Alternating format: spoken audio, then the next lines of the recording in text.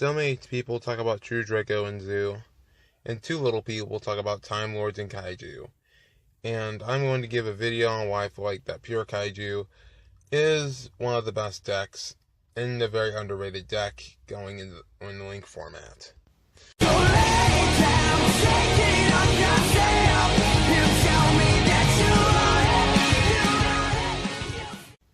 Hey guys, this is Full Stuffing Incorporated, and sorry I'm a little drowsy, but I'm going to give my thoughts on why I feel like Pure Kaiju is very underrated. I will talk about their advantages and disadvantages over this metagame, and it's not hard to find out what deck has the advantage over Kaiju, but then again, not many decks really do.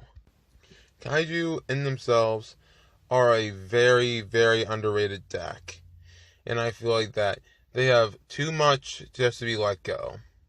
They are pretty much immune to any turn 1 board that your opponent can spit out.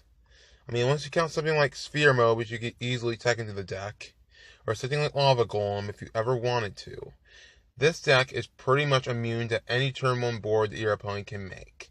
Like if your opponent makes Trident Masterpiece in True Draco Zoo, you could just tribute over one of those monsters, and then if they destroy one of your cards, one of your Kaijus, like, you can just treat one of your opponent's monsters, summon a Kaiju, and they try to destroy the monster, you may have another Kaiju in your disposal.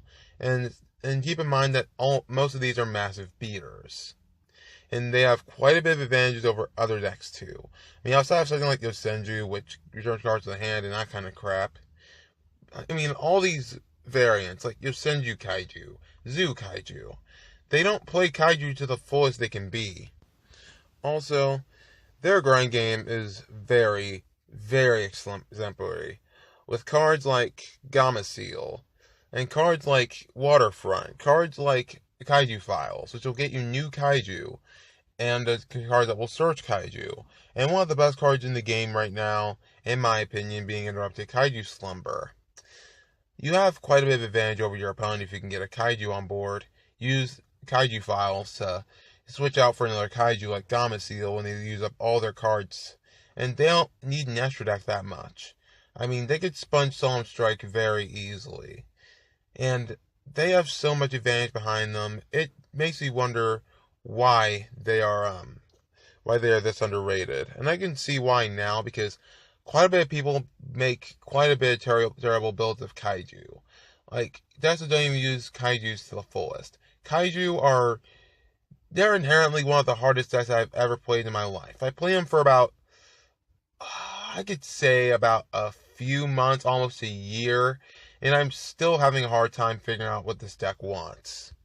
You can bring in the right Kaiju, the right version of Kaiju, and it'll still be really hard to play.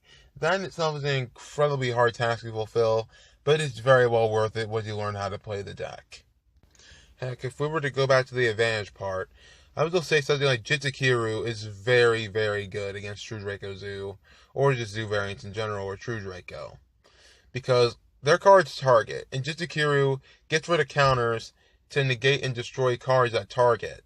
And it's the strongest Kaiju by attack points, along with Thunder King. And if you want to negate cards, you have Gamma Seal, which can remove 2 Kaiju counters to just negate an effect and banish the cards negating. That in itself is invaluable. And with cards like Files to switch between Kaijus on both sides of the field, and quite a bit of cards that can enable OTKs, with cards like Radiant, you have so much going for you, yet so many people built so many terrible builds of Pure Kaiju and never try to experiment. Kaiju in themselves are a very powerful deck, and they need more recognition to ever get any kind of representation. It's a very hard deck to learn. It's a very huge learning curve, but it's very well worth it by the end of the day. Something like Time Lords can also fit in this mold too, but they're pretty simple to play. And Kaiju, they are incredibly hard to play, but once you learn how, you should have a pretty big advantage going in your next tournament. They have a very, very large side deck option. They have Side Blocker, which doesn't hinder their plays at all. Cards like Set Rotation if you ever wanted to put in a field spell for some reason. They have so much going for them, like Massive Restricts for True Draco. Something like Flying Sea, and it doesn't hurt their consistency whatsoever. So the deck in itself is very, very powerful. Kaiju need more representation, and they need to be played more to do anything upon the world level of things. But those are my opinions on pure Kaiju. I mean, the one disadvantage I could possibly see is if your opponent plays Vanity's Fiend or something that prevents special summoning, because this deck is 100% reliant on special summoning. But outside of that, you have so much more going for you than most decks could ever give you. This deck has an exceptional grind game, they have a very good control game, and they have a very, very large pool of cards it can use. They can even play Skill Drain, with cards like In the Band played on, with no problem. But again, those are my thoughts on this whole thing.